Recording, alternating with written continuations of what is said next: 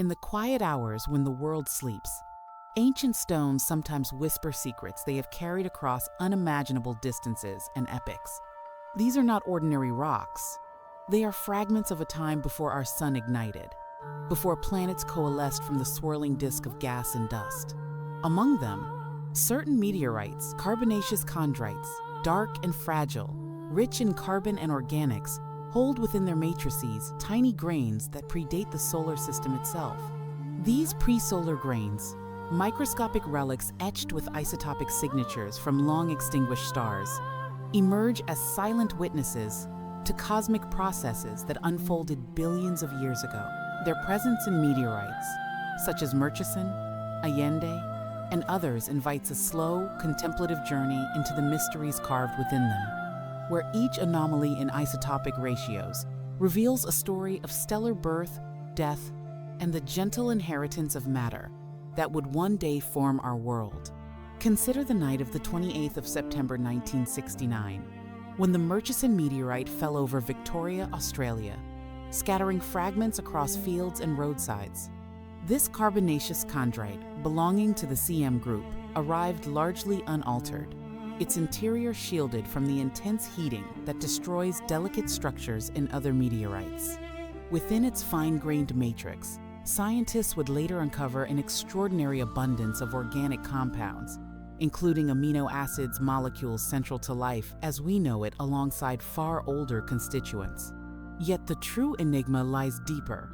Embedded among the silicates and clays are presolar grains, solid particles that condensed in the cooling envelopes of ancient stars or in the violent ejecta of stellar explosions. These grains, often no larger than a micrometer, survived the collapse of the presolar molecular cloud, the turbulent phases of the protoplanetary disk, and the gentle accretion onto planetesimals, only to be delivered to Earth in these wandering stones. The identification of such grains began in the late 1980s, when researchers isolated acid-resistant residues from primitive meteorites and discovered minerals with isotopic compositions wildly divergent from terrestrial or average solar system values. Silicon carbide grains, for instance, display carbon isotopic ratios WWTWTC that span from mere tens to hundreds, far removed from the solar value near 89. These variations arise not from chemical fractionation or decay, but from the nucleosynthetic processes within their parent stars.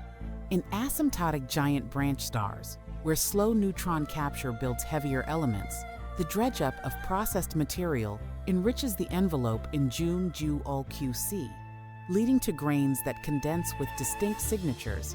Supernovae, too, contribute their rapid neutron capture processes, imprinting other anomalies. The grains thus serve as individual stellar fossils, each carrying the chemical fingerprint of its birthplace, preserved through interstellar wanderings and incorporation into our nascent system. Oxygen isotopes provide another layer of quiet revelation. In many presolar oxide grains, corundum, spinel, silicates the ratios of Jun-Civis-O, Jun-Civis-O, and Jun-Civis-O deviate dramatically from solar system norms. Groups emerge. Some grains show enrichments in Dum-Second-O and Dum-Second-O relative to Dum-Second-O, suggestive of origins in low to intermediate, mass red giant stars where the CNO cycle operates. Others exhibit depletions in Dum-Second-O, hinting at cool bottom processing or additional mixing in stellar interiors. These anomalies, mapped with nanoscale secondary ion mass spectrometry, trace the diversity of stellar populations that enrich the presolar molecular cloud. The grain's survival demands reflection. Fragile oxides might have formed in oxygen, rich outflows of M-type giants, while carbonaceous grains like silicon carbide and graphite arose in carbon-rich environments of C-type stars. Their preservation in meteorite matrices speaks to the mild conditions on their parent bodies, where aqueous alteration occurred but did not erase these ancient messengers. The Murchison meteorite, in particular, harbors a rich tapestry of such material. Its matrix yields not only presolar silicon carbide, but also diamond nanoparticles, nanodiamonds, whose xenon isotopic anomalies, ZHL, point to origins in supernova ejecta. These diamonds, mere nanometers across, carry excesses of heavy xenon isotopes produced by the rapid neutron capture process, alongside unusual noble gas components. Interwoven with these inorganic relics are organic macromolecules, insoluble kerogen-like substances enriched in deuterium and 0 N, suggesting formation in cold interstellar clouds or outer disk regions where ion molecule reactions favored heavy isotopes. Amino acids, glycine, alanine, isovaline, and rarer hydroxy variants appear in racemic mixtures or with slight L excesses, their carbon and nitrogen isotopes confirming an extraterrestrial synthesis far from terrestrial biology. These organics, perhaps synthesized on icy grain mantles exposed to ultraviolet radiation, add to the intrigue. Did such molecules seed the prebiotic chemistry that would later flourish on early Earth? In the Allende meteorite, which fell in 1969 over Mexico, presolar grains appear in unexpected contexts. Within refractory inclusions, once thought pristine silicon carbide has been found in structures like Curious Marie, challenging assumptions about where such grains could reside. Oxygen anomalies in calcium-aluminum-rich inclusions, CAIs, show enrichments in Jumsiv's O, a signature possibly inherited from the molecular cloud or processed in the disk.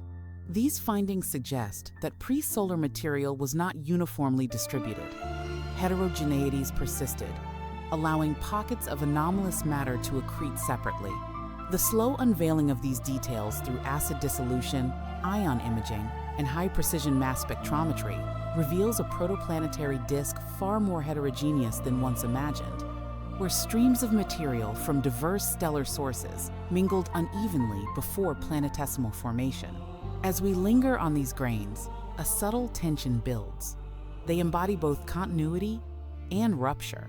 The solar system formed from a mixture enriched by countless stars, yet the pre-solar grains represent only a biased survivor population, those resistant to destruction in the interstellar medium, the nebula, and parent body processing. Silicates, abundant in stellar winds, are underrepresented in meteorites due to their vulnerability. Oxides and carbides endure. This selectivity whispers of lost histories, of dust populations that vanished without trace. Yet the surviving grains allow reconstruction. Models of galactic chemical evolution, informed by these data, constrain the contributions from asymptotic giant branch stars versus supernovae, refining our understanding of how heavy elements accumulated in the solar neighborhood over billions of years. The journey of these pre-solar grains through the interstellar medium adds yet another dimension of quiet wonder to their story, for they did not arrive directly from their stellar birthplaces into the collapsing cloud that would become our Sunday. Instead, they drifted for vast stretches of time, sometimes mere millions of years, sometimes billions, bombarded by galactic cosmic rays that slowly etched their surfaces and implanted rare isotopes within their crystalline lattices. Recent measurements of cosmogenic neon 21 inches individual silicon carbide grains from Murchison have revealed interstellar exposure ages ranging from as little as a few million years to as much as 3 billion years before the solar system formed, implying that some of these tiny particles wandered the galaxy for nearly 2/3 of its current age. Such long lifetimes challenge earlier expectations that dust grains would be swiftly destroyed by shocks in the interstellar medium, or by sputtering from energetic particles, yet the most durable among them, particularly the silicon carbide, endured. Their resilience a testament to the protective strength of covalent bonding in these refractory minerals.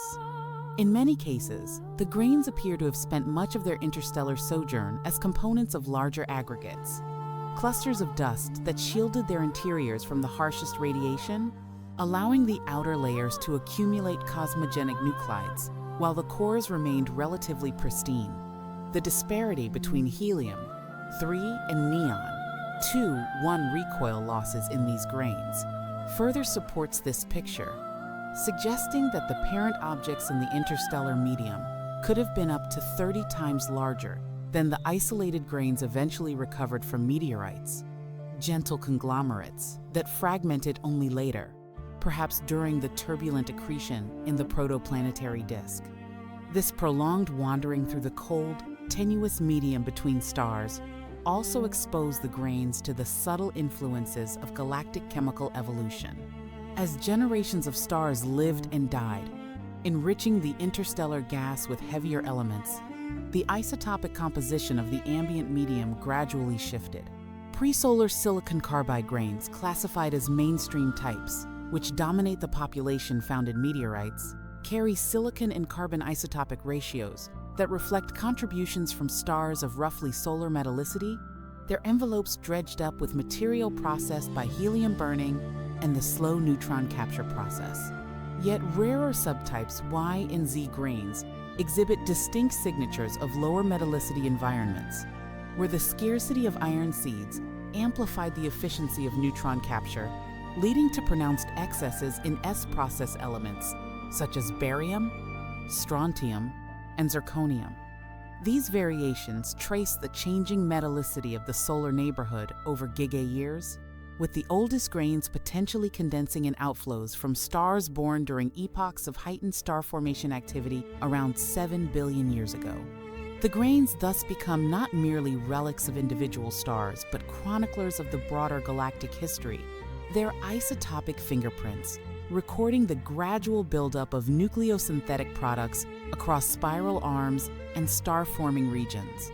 Upon entering the presolar molecular cloud, these grains joined a vast reservoir of dust and gas that would collapse under gravity to form the Sun and its circumstellar disk. The transition was not abrupt. Rather, it unfolded over perhaps a few million years as molecular cloud cores fragmented and dense regions began to contract. Within this collapsing envelope, the grains experienced gentle heating and partial destruction. Yet many survived intact, their refractory natures shielding them from the moderate temperatures of the outer nebula. Models of disk dynamics suggest that turbulent mixing and radial transport played crucial roles in redistributing presolar material, carrying grains from the cold outer regions inward toward the forming Sun while simultaneously scattering others outward. This heterogeneity is evident in the uneven distribution of presolar grains across different meteorite classes and even within individual parent bodies, where some lithologies preserve far higher abundances than others. In the most primitive carbonaceous chondrites, presolar silicon carbide abundances reach tens to hundreds of parts per million, while in more processed ordinary chondrites they dwindle to mere traces, a reflection of thermal metamorphism and aqueous alteration that dissolved or recrystallized fragile components. The Ryugu samples returned by Hayabusa 2 have brought fresh perspectives to this narrative, revealing carbon-rich clasts within the asteroid's rubble pile structure that harbor unusually high concentrations of presolar silicon carbide up to 235 parts per million, and preserved presolar silicates alongside isotopically anomalous organic matter. These clasts, enriched 5 to 10 times beyond bulk Ryugu values in certain presolar indicators, appear to represent material accreted late in the asteroid's history, perhaps from the outer solar system after aqueous processing had largely ceased on the parent body. The survival of delicate presolar silicates in such contexts underscores the limited extent of alteration in these fragments, offering glimpses of regions in the protoplanetary disk where presolar dust remained relatively untouched. Similarly, recent examinations of Bennu samples from OSIRIS-REx highlight lithological variations, with some particles retaining crystalline presolar oxides and silicates amid evidence of heterogeneous aqueous alteration, further illustrating how parent body processes selectively preserved or erased these ancient messengers. Returning to the Murchison meteorite, its presolar inventory continues to yield surprises. Among the silicon carbide grains, rare types such as AB grains display nitrogen isotopic ratios suggestive of origins in J-type carbon stars, or, in some cases, even supernova ejecta, where hydrogen ingestion might have altered surface compositions. Titanium isotopic compositions across mainstream Y, Z, and AB grains show correlations with silicon isotopes that align with expectations from galactic chemical evolution. Yet subtle deviations hint at additional nucleosynthetic processes or mixing in stellar envelopes. Graphite grains, too, carry density-dependent isotopic patterns. Lower density fractions often exhibit signatures consistent with supernova origins. High Z and SiC excesses, Z and OATO enrichments, and evidence for extinct Carter-Carter TI, while higher density ones lean toward asymptotic giant branch contributions. These distinctions reflect the diverse condensation conditions in stellar outflows, where carbon-rich environments favored graphite and silicon carbide formation in distinct thermodynamic regimes. The subtle interplay between pre-solar grains and the processes that shaped the early solar nebula continues to unfold as we consider how these microscopic travelers influence the very chemistry from which planets eventually arose. In the cold, outer regions of the protoplanetary disk, where temperatures hovered below a few hundred kelvins, water ice mantles could have coated many dust particles, including some pre-solar grains, providing surfaces for the accretion of volatile molecules, and the gentle catalysis of complex organic synthesis through ion molecule reactions in grain surface chemistry driven by cosmic ray-induced ultraviolet photons. Although most pre-solar silicates would have been vulnerable to such icy mantles and subsequent heating during disk evolution, the more refractory carbides and oxides persisted largely unscathed. Their isotopic anomalies, when measured with sufficient spatial resolution, sometimes reveal thin rims or overgrowths of solar system material, faint evidence that these ancient cores became seeds around which new condensates formed as the disk cooled and gas phase abundances shifted. Such composite grains, though rare, speak to a gradual blending of inherited pre-solar matter with freshly synthesized disk material, a slow merging of epochs that mirrors the larger narrative of solar system formation. One particularly evocative example emerges from the study of pre-solar silicates, which were long thought to be exceedingly rare in meteorites due to their susceptibility to alteration. Yet advancements in nanoscale secondary ion mass spectrometry and transmission electron microscopy have now uncovered hundreds of such grains within the matrices of primitive chondrites. These silicates primarily amorphous, or nanocrystalline olivine and pyroxene display, oxygen isotopic compositions that cluster into distinct groups, many of which align with expectations from low-mass red giant or asymptotic giant branch stars. A subset shows enrichments in Grünstich O that are moderate to high, characteristic of stars that experienced hot bottom burning or cool bottom processing, mechanisms that dredge up products of partial hydrogen burning to the stellar surface. The survival of these fragile grains in meteorite matrices implies that their parent bodies experienced only limited aqueous activity, perhaps confined to localized veins or pockets, allowing pockets of unaltered interstellar dust to remain embedded within otherwise processed regolith. In the Tagish Lake meteorite, an ungrouped carbonaceous chondrite that fell in 2000, pre-solar silicate abundances reached levels comparable to or exceeding those in Murchison, despite the presence of hydrated phyllosilicates elsewhere in the sample, underscoring the heterogeneous nature of parent body processing and the fortunate preservation of small domains where alteration was minimal. The noble gas components trapped within presolar grains offer yet another window into their histories, one that is both intimate and expansive.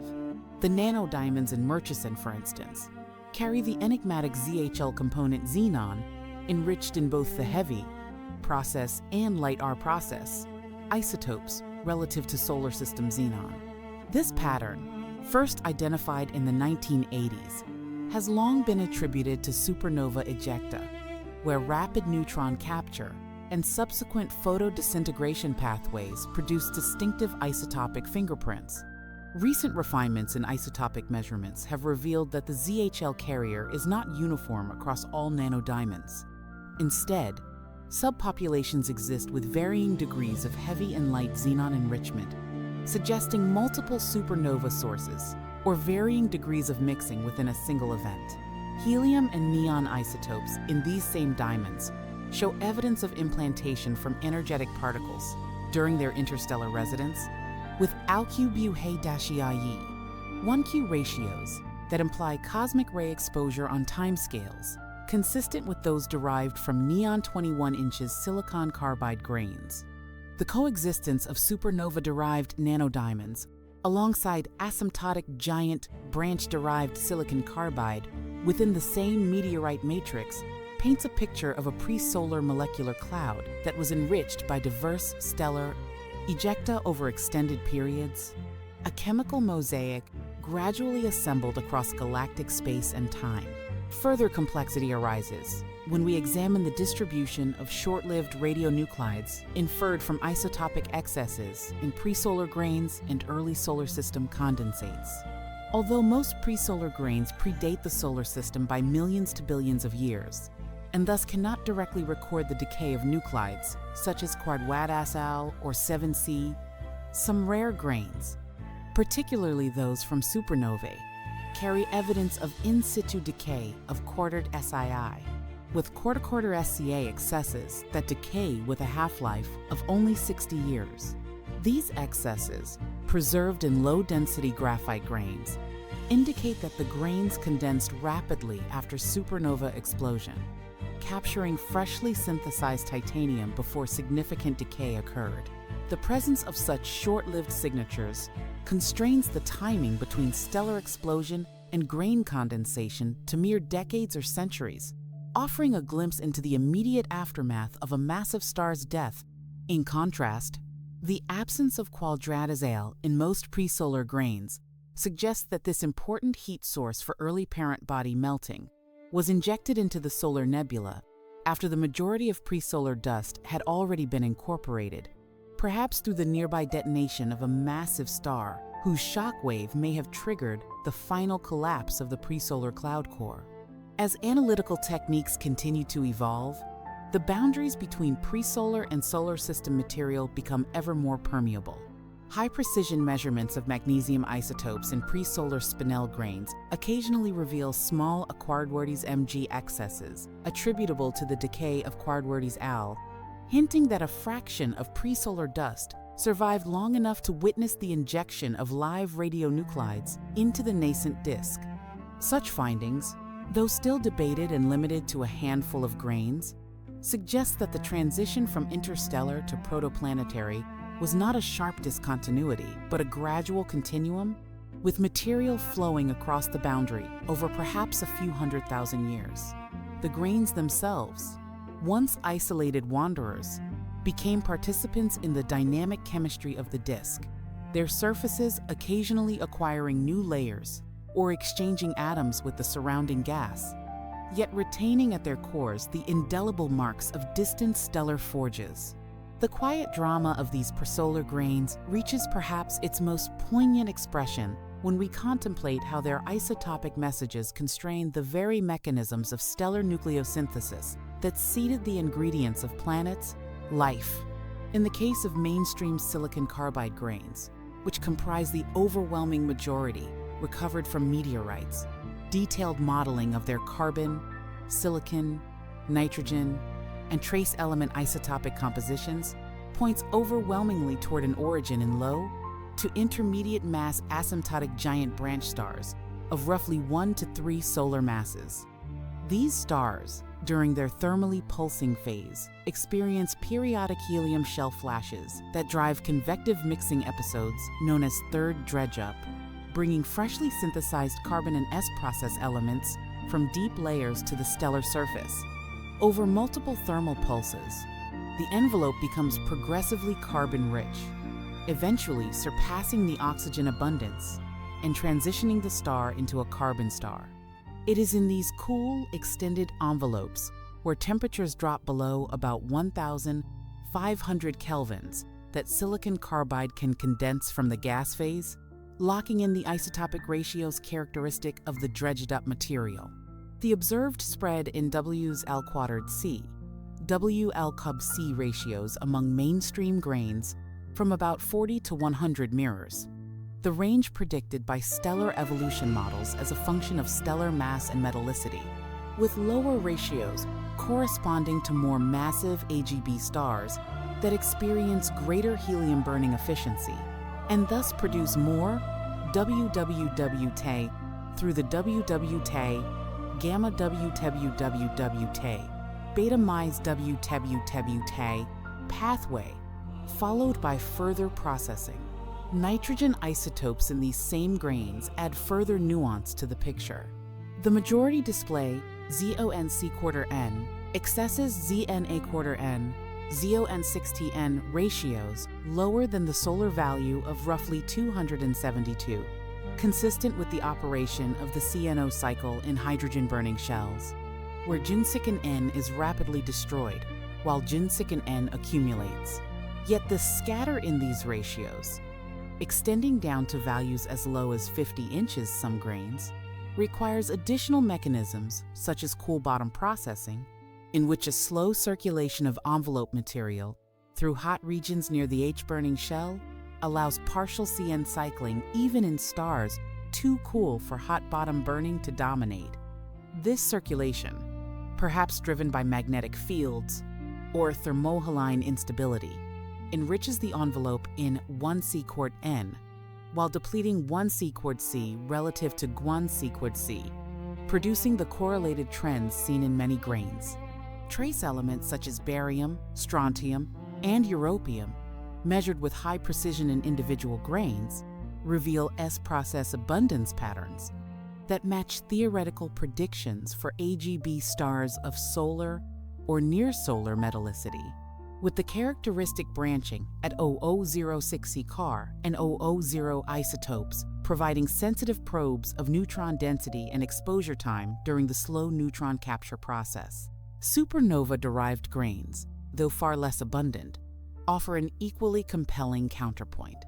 Low-density graphite grains and a subset of silicon carbide grains of type X display excesses in June-Ting-In, June-Doli-O, quartodode psi, and quarter-Kertier that align with expectations from explosive nucleosynthesis in the inner zones of core collapse supernovae. In these violent environments, rapid neutron capture, followed by beta decays, produces neutron-rich isotopes, while alpha capture reactions on seed nuclei build up heavier elements.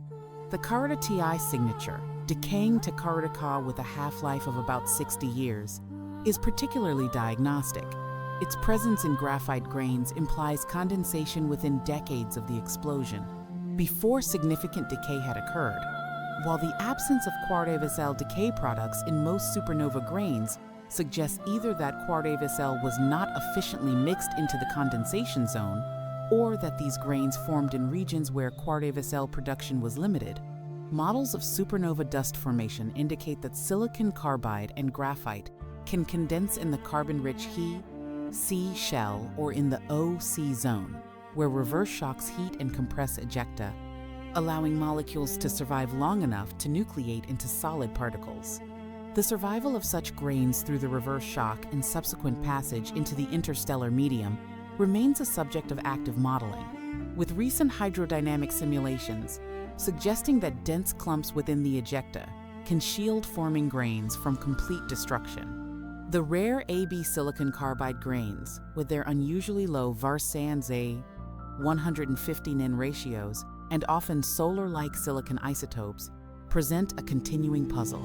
While some may originate from J-type carbon stars peculiar, lithium-rich objects possibly formed through binary mass transfer or engulfment of a companion. Others show evidence for hydrogen ingestion into helium-burning layers, a process that could occur in born-again AGB stars or in certain post-AGB evolutionary paths. A subset of AB grains also exhibits W⁴N-rich compositions, suggestive of supernova contributions, perhaps from the mixing of H-rich material into deeper layers during the explosion. These ambiguities highlight the diversity of stellar sources that contributed to the pre-solar dust inventory, reminding us that the molecular cloud from which the Sun formed was not a homogeneous reservoir, but a patchwork enriched by multiple generations of stars across different mass ranges and evolutionary stages. In the broader context of galactic chemical evolution, the pre-solar grain record provides invaluable ground truth against which models can be tested. The metallicity distribution inferred from mainstream SiC grains peaking near solar metallicity, with a tail toward lower values, aligns reasonably well with expectations for the solar neighborhood about 4.6 billion years ago, where the cumulative yield from previous stellar generations had raised the overall heavy element abundance to roughly solar levels. The presence of Y and Z grains, with their signatures of lower metallicity AGB stars, extends this record back to earlier epochs, offering constraints on the star formation history and gas inflow rates in the Milky Way disk.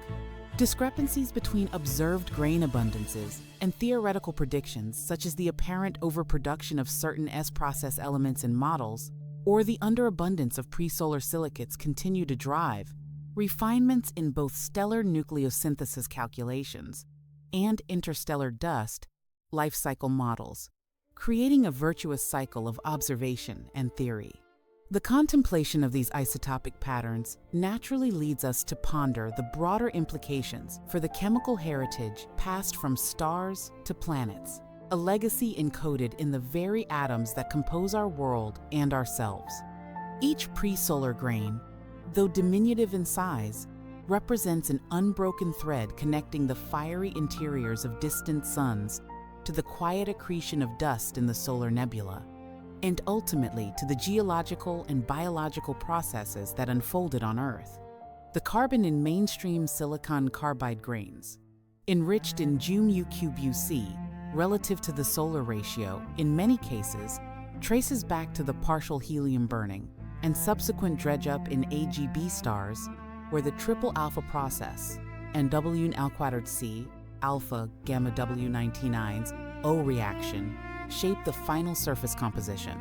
When these grains were incorporated into planetesimals and eventually fragmented into meteorites, that same carbon, along with its isotopic memory, became available to participate in the organic chemistry that flourished during the aqueous alteration phases on carbonaceous chondrite parent bodies.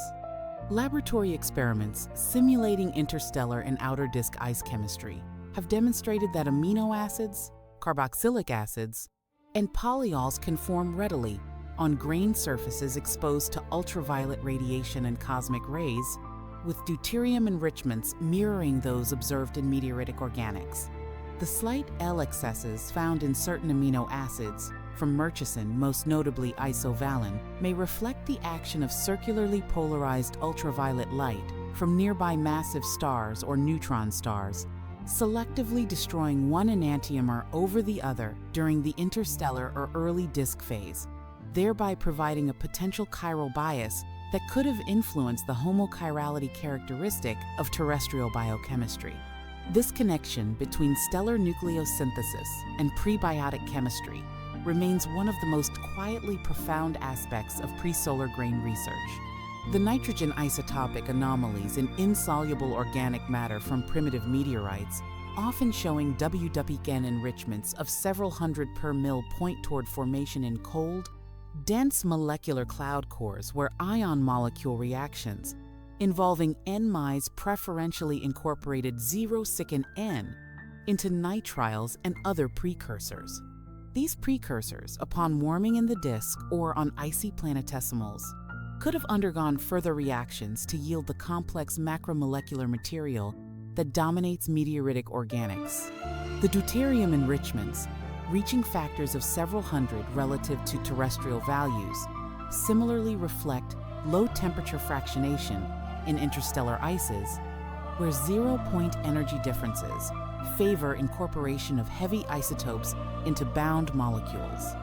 When such organics were delivered to early Earth via meteoritic bombardment during the late heavy bombardment period, around 3.8 to 4.1 billion years ago, They join the endogenous inventory of prebiotic compounds synthesized in surface environments or submarine hydrothermal systems, contributing to the chemical complexity from which life eventually emerged. Although direct causal links remain elusive, the presence of these extraterrestrial organics in meteorites demonstrates that the building blocks of life were widely distributed throughout the young solar system, carried within the very dust grains that once condensed around dying stars. Beyond organics, the refractory presolar grains themselves exerted subtle influences on disk dynamics and planet formation. Their high thermal stability allowed them to survive inward radial drift, driven by gas drag, potentially acting as condensation nuclei for larger aggregates in the inner nebula, where temperatures rose above the condensation points of silicates and metals. Numerical simulations of dust coagulation and radial transport indicate that a small population of refractory seeds, such as silicon carbide or corundum, could have enhanced sticking efficiencies in regions where volatile ices were absent, facilitating the growth of centimeter to meter-sized pebbles that would later participate in streaming instabilities and planetesimal formation. While the overall abundance of presolar grains was low, typically less than 0.01% by mass in the bulk disk, their uneven distribution, preserved as isotopic heterogeneities in meteorites and planetary materials, suggests that localized concentrations may have existed, perhaps in the form of dust traps or pressure maxima, where grains accumulated before being incorporated into chondrules or matrix material. The study of oxygen isotopes in presolar oxide grains further illuminates the diversity of stellar environments that fed the presolar cloud. Corundum and spinel grains often fall into distinct clusters on the oxygen 3 isotope diagram. Group 1 grains show Zunsetto enrichments with near-solar Zuns-O-Zide. Zunsetto's ratios, consistent with origins in low-mass red giants that experienced first dredge-up of CN-cycled material. Group 2 grains exhibit strong 0O depletions, alongside 0-0 enrichments, interpreted as signatures of cool bottom processing in intermediate mass AGB stars. Group 3 and 4 grains display Zum6Os, rich compositions, possibly reflecting supernova contributions or mixing in massive star winds.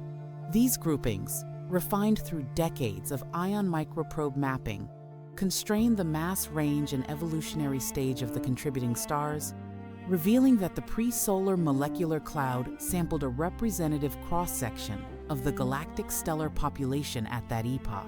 The relative scarcity of supernova-derived oxide grains compared to AGB-derived ones reflects both the lower dust production efficiency of supernovae in oxygen-rich zones and the preferential destruction of fragile oxides during passage through the interstellar medium. Recent analyses of presolar grains from less altered samples, such as the fine-grained rims around chondrules in ACFR 094 or the matrix of MIL 07687, have begun to uncover even subtler signatures of interstellar processing. Tiny subgrains within larger presolar silicates occasionally show evidence of amorphization or nanocrystallinity induced by cosmic ray bombardment, while others preserve epitaxial overgrowths that may have formed during brief heating episodes in the molecular cloud or outer disk. These microscale textures, visible only through aberration-corrected transmission electron microscopy, offer glimpses into the physical conditions experienced by individual grains during their long voyages. From the gentle radiation fields of diffuse interstellar clouds to the denser, more turbulent environments near star-forming regions. The preservation of these delicate isotopic and structural signatures through the violent epochs of solar system formation compels us to reflect on the remarkable gentleness with which certain pockets of material were treated amid widespread chaos. Chondrules, those once molten spherical droplets that dominate the texture of many chondritic meteorites, formed in brief, intense heating events, reaching temperatures of 1700 to 2000 kelvins. Yet the fine-grained matrix that surrounds them often escapes such extreme thermal processing. It is within these matrices, and particularly in the even more sheltered fine-grained rims that envelop chondrules in the most primitive chondrites, that presolar grains have found their most secure refuge. In ACFR 094, an ungrouped carbonaceous chondrite, widely regarded as one of the least altered samples available for study, presolar silicate abundances in the matrix reach levels approaching 30 to 50 parts per million, with oxygen isotopic compositions displaying the full range of stellar groups seen in other meteorites. Transmission electron microscopy of these silicates reveals pristine, amorphous structures with only minor devitrification or nanocrystallization, suggesting that temperatures never exceeded roughly 500 kelvins for prolonged periods after accretion. The fine-grained rims themselves, layers of dust accreted onto chondrule surfaces before final parent body assembly, preserve even higher concentrations in some cases, as if these rims acted as protective cocoons, shielding interstellar dust from the full brunt of nebular turbulence and later hydrothermal activity. This differential preservation invites contemplation of the spatial and temporal heterogeneity that characterize the protoplanetary disk. Models of disk midplane temperatures and densities indicate that the region where carbonaceous chondrite parent bodies accreted, likely between 2.5 and 3.5 astronomical units, was cool enough to retain ices and organics, yet warm enough to allow partial dehydration and mild aqueous alteration on planetesimals after quadraticity-driven heating subsided. In contrast, ordinary chondrite parent bodies, accreted somewhat closer to the Sun, experienced higher peak temperatures during metamorphism, recrystallizing matrices and destroying most presolar components. The survival gradient from near-total erasure in heavily metamorphosed ordinary chondrites to substantial retention in primitive carbonaceous types thus maps onto a radial thermal profile in the disk, with presolar grains serving as passive tracers of that gradient. Even within individual parent bodies, alteration was rarely uniform. Veins of carbonate and sulfate in CM chondrites like Murchison record localized fluid flow that dissolved soluble phases, while leaving adjacent regions relatively pristine, allowing presolar grains to persist in micro-niches, only micrometers apart from heavily altered material.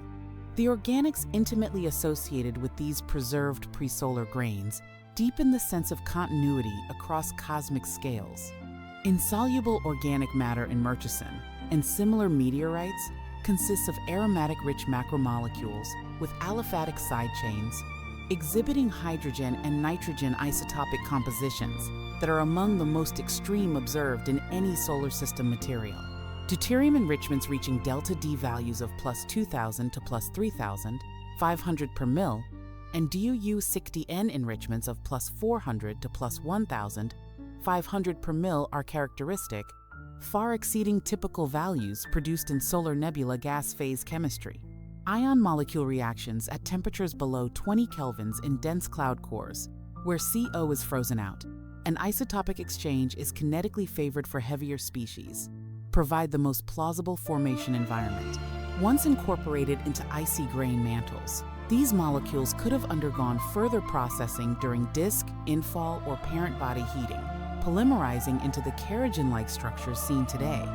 The fact that such organics are often found in close spatial association with presolar silicates and carbides, sometimes even coating their surfaces, suggests that interstellar and nebular chemistry were not entirely sequential, but overlapped in time and space, with cold cloud chemistry continuing in the shadowed outer disk, while hotter inner regions drove evaporation and recondensation cycles. Recent investigations of samples returned directly from primitive asteroids have added vivid new chapters to this narrative. The Hayabusa 2 mission to Ryugu retrieved material from a C-type asteroid believed to share many characteristics with CM chondrites. Among the returned particles, certain dark, carbon-rich clasts stand out for their extraordinarily high presolar grain abundances.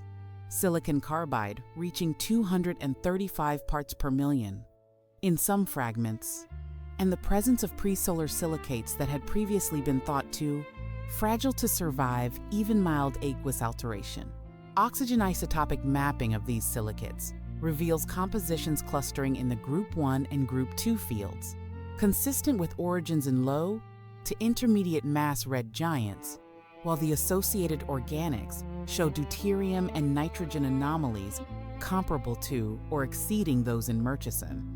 The classes appear to be foreign inclusions accreted onto Ryugu after its parent body had undergone substantial hydration, implying that pre-solar-rich material persisted in the outer solar system long after aqueous processing had ceased in the main belt. Similarly, the OSIRIS-REx samples from Bennu exhibit a range of lithologies, from heavily altered to relatively pristine, with some particles preserving crystalline presolar oxides and silicates, alongside evidence of fluid-mediated mineral replacement. These direct asteroid samples confirm that the meteorite collection, while biased toward material that survived atmospheric entry, nevertheless captures a representative cross-section of the primitive small body population, and that presolar grains remain surprisingly widespread, even in bodies that experienced significant geological activity. The cumulative record of presolar grains across meteorites, micrometeorites, interplanetary dust particles, and now returned asteroid samples thus paints a portrait of remarkable resilience. Despite passage through interstellar shocks, turbulent infall into the disk, chondrule-forming flashes, planetesimal accretion, and localized hydrothermal alteration, a small but meaningful fraction of the original interstellar dust survived to tell its story. Each grain carries not only the isotopic imprint of its parent star, but also the scars and overprints of every environment it traversed, from the gentle outflows of dying giants to the icy mantles of molecular clouds, the dynamical midplane of the protoplanetary disk, and the aqueous interiors of ancient planetesimals. The resilience displayed by presolar grains across such a spectrum of harsh environments naturally draws our attention toward the mechanisms that govern dust, destruction, and survival in both interstellar and circumstellar contexts, processes that ultimately determine which stellar messengers reach us and which are forever lost to erasure. In the diffuse interstellar medium, where densities hover around 1 atom per cubic centimeter and temperatures reach several thousand kelvins in hot ionized regions, dust grains face continual bombardment by superthermal ions and ultraviolet photons capable of sputtering surface atoms or inducing amorphization. Yet the most severe threats arise in supernova remnant shocks, where velocities of hundreds to thousands of kilometers per second compress and heat gas to millions of kelvins, shattering fragile silicates through thermal sputtering and grain-grain collisions, while vaporizing even refractory carbides in the post-shock zone. Hydrodynamic simulations of these interactions reveal that only a small fraction, perhaps 10 to 30% of the dust initially present in the swept-up interstellar material survives passage through a typical shock, with survival fractions dropping dramatically for grains smaller than about 0.1 micrometers.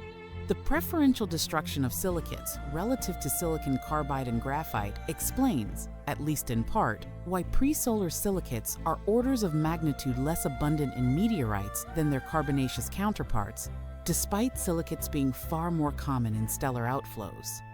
The grains that do endure are often those that condense in the densest, coolest pockets of ejecta, or that become incorporated into larger composite particles, where shielding reduces exposure to the most destructive phases of the shock. Once incorporated into the presolar molecular cloud, the surviving grains entered a markedly gentler regime. In the dense cores where star formation initiates, densities climb to 10 to the power of 4, 10 to the power of 6 molecules per cubic centimeter. Temperatures fall below 20 kelvins, and ultraviolet radiation is heavily attenuated by dust and gas. Here, grains accrete thick mantles of molecular ices, primarily water, carbon monoxide, methanol, and formaldehyde grown, layer by layer, through sticking of gas phase species and surface reactions catalyzed by cosmic ray-induced radicals.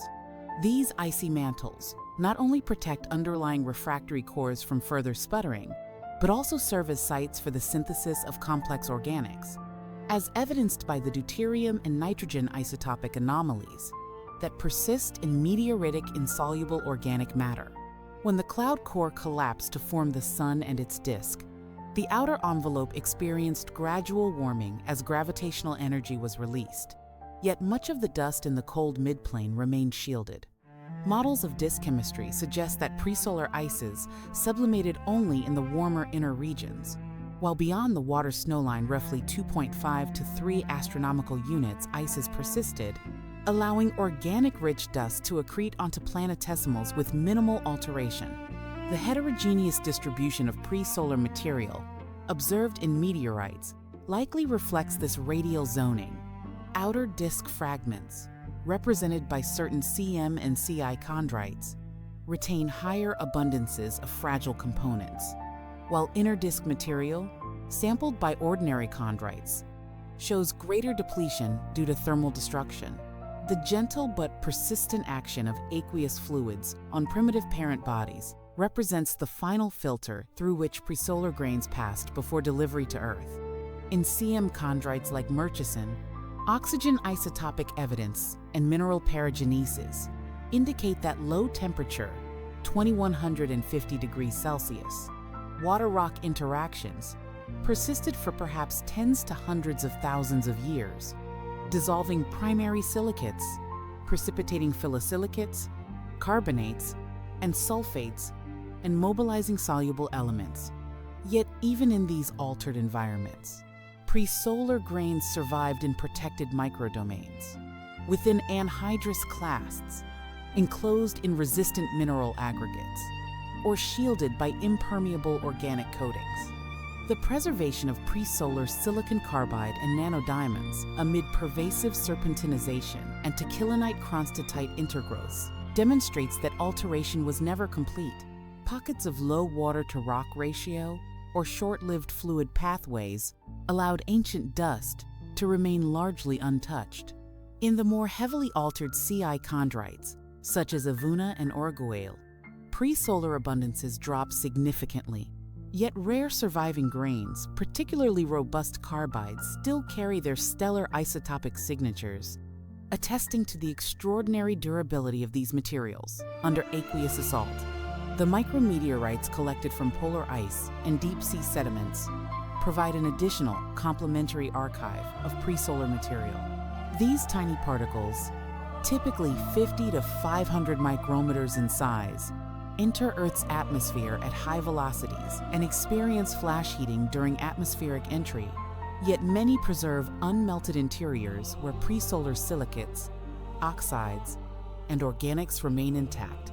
Oxygen isotopic measurements of unmelted micrometeorites reveal presolar-like anomalies in a fraction of the population, suggesting that a continuous flux of interstellar and outer solar system dust has rained onto Earth throughout geological time. Unlike meteorites, which sample a limited set of parent bodies disrupted relatively recently, micrometeorites capture a broader temporal and spatial sampling of the zodiacal cloud, offering a more representative view of the contemporary presolar grain population in near-Earth space. The presence of crystalline presolar silicates in some Antarctic micrometeorites, despite entry heating, further underscores the protective role played by embedding within larger particles or by the rapid quenching of melt rims that shield interior material from complete destruction. Taken together, the various archives primitive meteorites, returned asteroid samples, micrometeorites, and even interplanetary dust particles collected in the stratosphere converge on a consistent picture: presolar grains, though a trace component by mass, are ubiquitous survivors whose isotopic diversity reflects the rich stellar history of the solar neighborhood. Their study has transformed our understanding of how matter cycles through stars, the interstellar medium, protoplanetary disks, and planetesimals, ultimately contributing to the chemical inventory available for planet formation and the emergence of life. Each grain, in its quiet endurance, carries forward the memory of processes that unfolded across billions of years and light years. A subtle reminder that the atoms of which we are made were once forged in the hearts of long-vanished stars and carried here on cosmic winds. The cumulative weight of evidence drawn from these varied archives invites a deeper reflection on what the presolar grain record ultimately teaches us about the cosmic cycle of matter and the place of our own solar system within the larger galactic narrative. At its heart, the story of these grains is one of improbable continuity. Tiny crystalline structures, born in the extended atmospheres of stars that ceased to shine long before the sun ignited, managed to traverse the vast, hostile expanses of interstellar space, enter a collapsing molecular cloud, become incorporated into a protoplanetary disk, survive the violent birth of planets, endure the geological evolution of small bodies, and finally arrive on Earth as fragments embedded in meteorites or as micrometeoritic dust, settling gently onto ice caps and ocean floors. This chain of survival, fragile at every link, nonetheless succeeded for a minute fraction of the original dust population, allowing us to hold in our laboratories literal pieces of other stars, objects whose atomic constituents were fused in nuclear furnaces billions of years before our own star began its main sequence life. One of the most serene yet profound realizations to emerge from decades of presolar grain research is the degree to which the solar nebula was not an isolated chemical factory, but rather the endpoint of a long galactic inheritance. The metallicity of the presolar molecular cloud, roughly solar in heavy element abundance, reflects the integrated output of perhaps tens of thousands of previous stellar generations in the solar vicinity. Mainstream silicon carbide grains, with their S-process enrichments and carbon isotopic spreads, trace the gentle enrichment contributed by low and intermediate mass AGB stars over gigayears, while the rarer supernova-derived grains capture more violent, rapid injections of R-process and explosive products. The presence of both populations within the same meteorite matrices demonstrates that the interstellar medium in the solar neighborhood was well mixed on scales of tens to hundreds of parsecs by the time the presolar cloud began to collapse. Galactic chemical evolution models, calibrated against these grain data, now constrain the timescales of gas recycling, the efficiency of dust formation in different stellar types, and the relative contributions of AGB stars versus supernovae to the inventory of carbon, nitrogen, oxygen, and heavier elements available for planet formation. Discrepancies that persist, such as the apparent shortfall in predicted supernova dust yields compared to observed abundances of certain isotopic subgroups, continue to stimulate refinements in nucleosynthesis yields, dust condensation sequences, and interstellar processing physics. The grains also serve as quiet sentinels of time, their cosmogenic nuclide inventories recording exposure histories that span epochs far older than the solar system itself. Neon. 2-1 concentrations in individual silicon carbide grains yield cosmic ray exposure ages ranging from a few million years to nearly 3 billion years, implying that some particles spent extended periods as free-floating dust in the diffuse interstellar medium before becoming shielded within denser clouds or larger aggregates. These long exposure times challenge simplistic models of rapid dust destruction and regeneration, suggesting instead that a subpopulation of unusually durable grains can persist across multiple star formation cycles. The helium and neon isotopic systematics further indicate that many grains experience their longest exposure phases while embedded in composite structures, perhaps fluffy aggregates or small planetesimal precursors that offered partial protection against sputtering and implantation damage. Such findings reshape our view of interstellar dust lifetimes, extending them from the commonly assumed few hundred million years to potentially gigayear scales for the most refractory survivors. In a broader astronomical context, presolar grains provide one of the few direct links between laboratory cosmochemistry and distant stellar populations observable only through spectroscopy. The oxygen isotopic groupings in presolar oxides closely parallel the ranges seen in asymptotic giant branch and red giant stars surveyed by infrared telescopes, while the S-process abundance patterns in silicon carbide match those inferred from stellar photospheres of carbon-rich giants. Barium isotopic compositions in individual grains reveal the characteristic branching ratios of the slow neutron capture process, offering constraints on neutron densities and exposure times that complement spectroscopic data from galactic stars of varying metallicities. These parallels allow presolar grains to serve as a bridge between microscopic analysis and galactic scale phenomena, grounding theoretical models of stellar yields and chemical evolution in tangible, recoverable samples rather than purely remote inference. As techniques advance, particularly with the advent of atom probe tomography, which enables three-dimensional mapping of atoms at sub-nanometer resolution, new layers of information continue to emerge from these ancient particles. Early atom probe studies of presolar silicon carbide have revealed nanoscale clustering of trace elements, such as aluminum and titanium, potentially reflecting diffusion-limited condensation or post-condensation annealing in stellar outflows. Similar analyses of nanodiamonds hint at internal structures that may preserve signatures of high-pressure formation environments within supernova ejecta. These emerging capabilities promise to refine our understanding of grain formation microphysics, revealing details unattainable through bulk isotopic measurements alone, and further illuminating the conditions under which stardust condensed around dying stars. The presolar grain archive, though incomplete and biased toward the most durable survivors, thus stands as one of the most intimate records we possess of the universe's chemical history. It reminds us that the atoms composing Earth, its oceans, its atmosphere, and every living organism were once dispersed across space in the form of gas and dust, cycled through multiple stellar lives, and eventually gathered in the quiet collapse that birthed our sun and planets.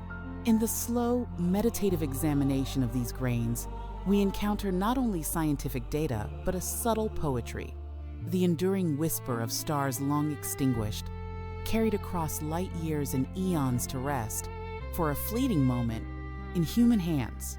In the stillness that follows from contemplating such deep continuity, we arrive at a gentle reckoning with the limits of what these presolar grains can reveal, and what must forever remain hidden in shadow. For all their eloquence, the grains speak only through the survivors, the refractory carbides, oxides, nanodiamonds, and the rarest preserved silicates, while the vast majority of interstellar dust, particularly the abundant amorphous silicates that dominate stellar outflows and the diffuse medium, has vanished without isotopic trace. Estimates derived from infrared observations of galactic dust suggest that silicates comprise roughly 70% of the total dust mass injected by stars, yet in meteorites, their presolar fraction is diminished by factors of hundreds to thousands compared to more resistant phases. This severe bias toward refractory survivors means that our reconstructed picture of stellar populations feeding the presolar cloud is necessarily incomplete, weighted toward the carbon and oxygen-rich envelopes of AGB stars and the explosive ejecta of supernovae that produced durable condensates.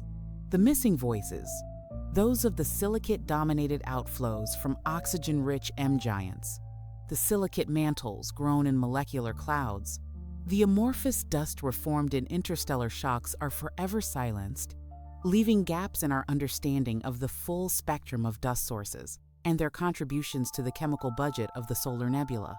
These absences, though sobering, also sharpen our appreciation for the grains that did endure. Each measured isotopic ratio, each nanoscale texture preserved within a single micrometer-sized particle, becomes a precious datum extracted against formidable odds. The mainstream silicon carbide grains, numbering in the tens of thousands isolated and analyzed over decades, form the backbone of our knowledge of AGB nucleosynthesis at near-solar metallicity. Their correlated carbon, nitrogen, silicon, and heavy element isotopic patterns have been compared exhaustively against grids of stellar evolution and nucleosynthesis models, yielding best-fit stellar masses, metallicities, and dredge-up efficiencies that align remarkably well with independent spectroscopic surveys of galactic carbon stars. Minor populations, the Y, Z, and AB grains, extend the record to lower metallicity environments and rarer evolutionary paths, offering glimpses of stars that formed and died when the galaxy was younger and less enriched.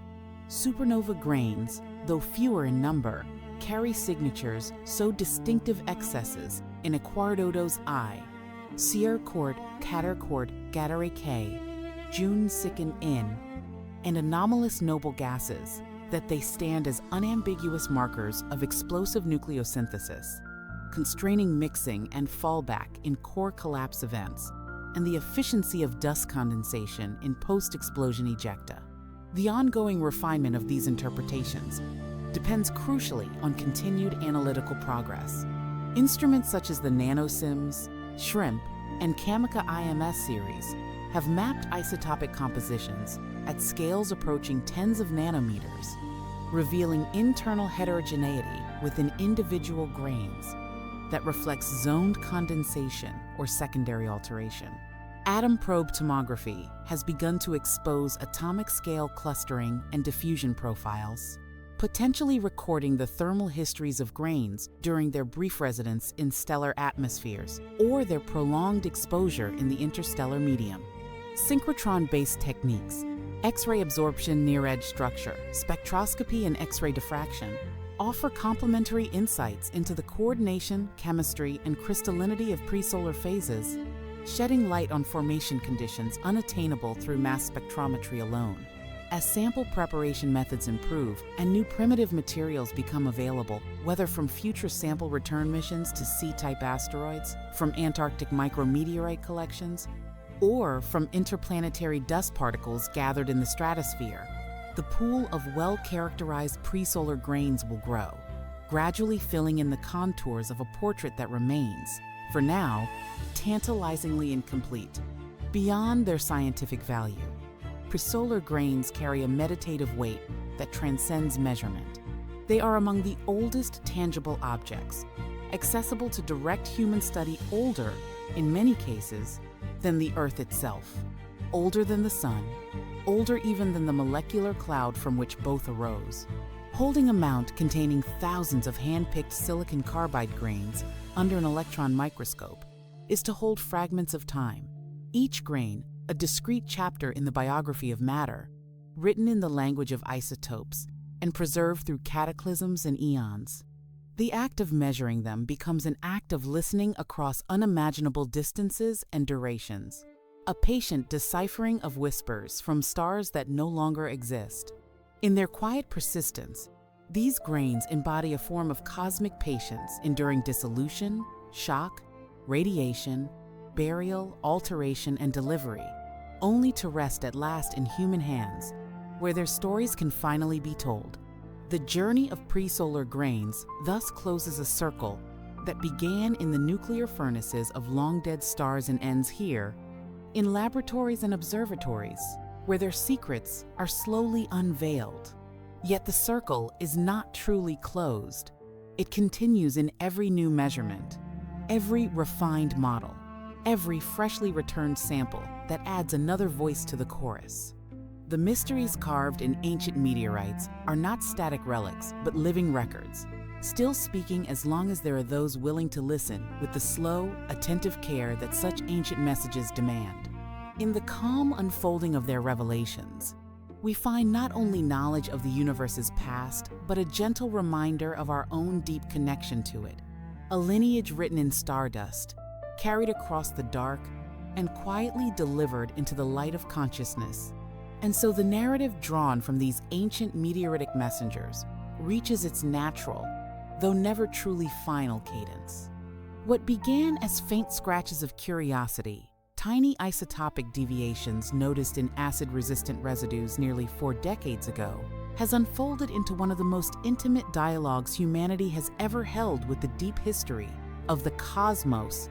The presolar grains, once dismissed as mere curiosities or contaminants, have revealed themselves as authentic ambassadors from stars that burned out before the planets took shape. Through their measured abundances, their clustered isotopic compositions, their nanoscale architectures, and their stubborn endurance, they have allowed us to trace pathways of matter that loop across billions of years. From the helium flashes and slow neutron winds of asymptotic giant branch envelopes, through the violent nucleosynthesis and dust condensation zones of core collapse supernovae, across the cold, shadowed lanes of the interstellar medium, into the collapsing folds of a molecular cloud, through the turbulent midplane of a young circumstellar disk, onto the surfaces and interiors of fragile planetesimals, and finally into the quiet matrices of carbonaceous chondrites that fell to Earth under dark skies. Each stage in that journey imposed its own selective pressure. Interstellar shocks vaporized fragile silicates. Disk turbulence redistributed and partially destroyed grains. Chondral melting events erased all but the most refractory survivors. Parent body aqueous alteration dissolved or recrystallized vulnerable phases. Atmospheric entry heated micrometeorites to incandescence. Yet in sheltered microenvironments within dense aggregates, impermeable clasts, fine-grained rims, or shielded nanodiamond clusters, a faithful remnant persisted. That remnant, though small in mass, is rich in meaning. It tells us that the solar system did not arise from pristine, homogeneous gas, but from a chemically evolved, isotopically heterogeneous mixture inherited from prior stellar generations. It shows that dust production was not a rare or episodic phenomenon, but a continuous thread woven through galactic evolution, with AGB stars contributing the majority of the carbon and nitrogen-rich refractory grains we recover, and supernovae supplying the distinctive explosive signatures carried by graphite, low-density silicon carbide, and nanodiamonds. It demonstrates that the building blocks of planets, and by extension the raw materials of life, were widely available, delivered not only as gas, but as solid particles whose organic coatings and isotopic anomalies hint at the prebiotic chemistry already underway in cold interstellar ices and outer disk grain mantles. The scientific harvest has been abundant. Presolar grain data have tightened constraints on S-process neutron capture branching ratios, on the efficiency of third dredge-up and hot bottom burning in AGB stars of different masses, on the mixing and fallback in supernova ejecta, on the timescales of cosmic ray exposure in the interstellar medium, on the thermal structure and radial transport within the protoplanetary disk, on the degree and localization of aqueous alteration in small body parent bodies. They have provided ground truth benchmarks against which models of galactic chemical evolution must be judged, revealing both agreements and lingering tensions that drive further inquiry. They have even offered tentative clues about the possible injection of short-lived radionuclides, perhaps by a nearby supernova or Wolf-Rayet wind, that may have helped melt early planetesimals and set the stage for differentiation and geological activity on larger worlds. Yet for all this knowledge, the presolar record retains an essential modesty. It is partial, biased toward the hardest, most refractory survivors. It is silent on the vast majority of dust that once filled the galaxy. It cannot reconstruct the precise sequence of stellar events that enriched the presolar cloud, or the exact dynamical pathways that brought individual grains together in the same meteorite matrix. These silences are not failures, but invitations. They remind us that science proceeds not by exhausting a subject, but by deepening our awareness of what remains unknown, by refining the questions we ask of the universe. Future missions, perhaps to yet more primitive C-type asteroids, to the Kuiper Belt, to cometary nuclei, may return samples richer in preserved presolar silicates and organics, narrowing the bias and expanding the voices we can hear. Next-generation instruments may map isotopic and structural heterogeneity at even finer scales, revealing transient processes frozen in atomic lattices. Theoretical advances in stellar modeling, dust condensation kinetics, interstellar hydrodynamics, and disk chemistry will continue to test and be tested by the laboratory data, slowly closing gaps in our understanding. In the end, the mysteries carved in ancient meteorites are not problems awaiting complete solution, but rather quiet companions on a long journey of wonder. They rest in their acid-resistant mounts, their isotopic ratios unchanging, their crystalline structures intact, waiting patiently for the next researcher who will place them under the beam of an ion probe or the tip of an atom probe. And in that patient waiting, they mirror a larger truth. The universe itself has been patient, cycling matter through countless generations of stars, allowing complexity to emerge slowly, inexorably, until in one small, blue world orbiting an ordinary main sequence star, a portion of that stardust gained the capacity to reflect upon its own origins.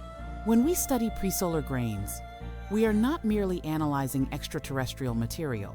We are, in the gentlest and most meditative sense, listening to the autobiography of the atoms that compose us, written across cosmic time and space, and still being written in every breath we take and every question we ask. The story does not conclude here. It continues in laboratories around the world, in data archives, in new sample return capsules descending through parachutes, in the minds of those who look upward on clear nights and feel the faint, persistent pull of distant origins. The mysteries carved in ancient meteorites remain open, softly illuminated, eternally inviting.